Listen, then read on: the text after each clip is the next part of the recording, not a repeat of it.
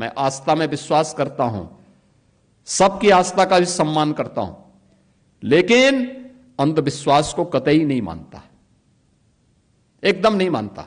मुझे बोला गया था कि नोएडा नहीं जाना है। मैंने कहा क्यों? कहा वहां सीएम नहीं जाते। तो मैंने कहा क्या नोएडा यूपी से बाहर है? कहा नहीं साहब, ये मान्यता है कि सीएम उतर जाएंगे कुर्सी से।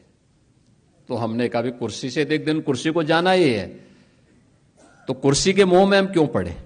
मैं जाऊंगा वहां जरूर। और मैं गया था, वहां पे।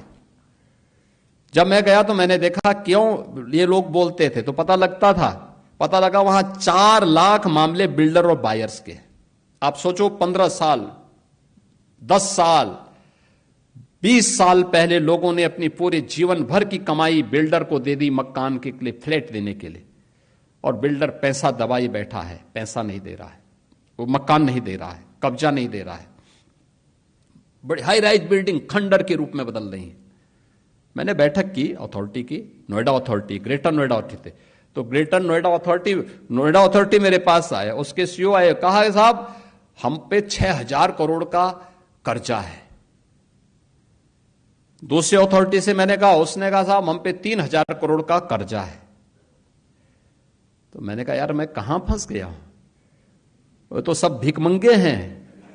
अब इन भिखमंगों से मैं बोलूं कि तुम इन 4 लाख लोगों को मकान दो, तो मैं फंस गया वहां पे। मैंने कहा ये मेरी स्थिति बड़ी अजीब सी है।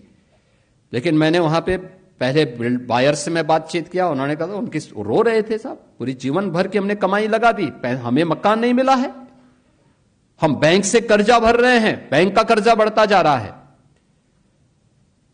मैं बिल्डर के साथ मिला तो बिल्डर अलग से रोए, कहते हैं साहब हमने पैसा लगाया, लेकिन उस समय की सरकारों ने हमें पूरी तरह निचोड़ दिया है, हमारी सामर्थ्य नहीं है। मैंने कहा सामर्थ्य हो न हो, इन गरीबों को मकान तो देना ही पड़ेगा आपको, इन 4 लाख लोगों को मकान देना पड़ेगा। आप दीजिए, मैं पॉलिसी बनाने की तैयारी कर रहा हूं, लेकिन आप पहले मकान दीजिए। फिर मैंने अथॉरिटी से कहा, मैंने कहा कार्य पद्धति ठीक करो।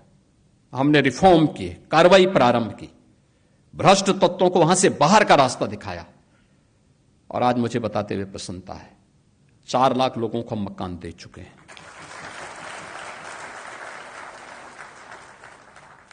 जो अथॉरिटी मेरे सामने कहती थी कि हमारे पास पैसा नहीं, हम तो कर्ज में हैं, आज उसके पास 6,000 करोड़ का सरप्लस है।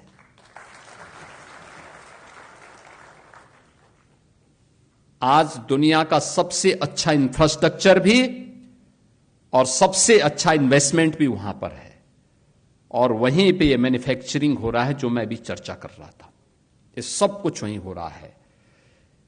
ये उस अंधविश्वास को मानने वाले लोग कौन थे जो भारत की आस्था पर उंगली उठाते हैं? मुख्यमंत्री रहते हुए वहां नहीं गए, लेकिन अपनी विभाजनकारी राजनीति के लिए फिर आज नोएडा पहुंच गए, ग्रेटर नोएडा पहुंच गए। बहन और भाइयों, इनके चेहरे को देखो तो उस समय वहां के विकास के लिए ये बॉटलनेक थे। उस समय इन्होंने वहां बाधाएं खड़ी की, बैरियर खड़े किए। आज किस मुंह से विकास की बात करते हैं?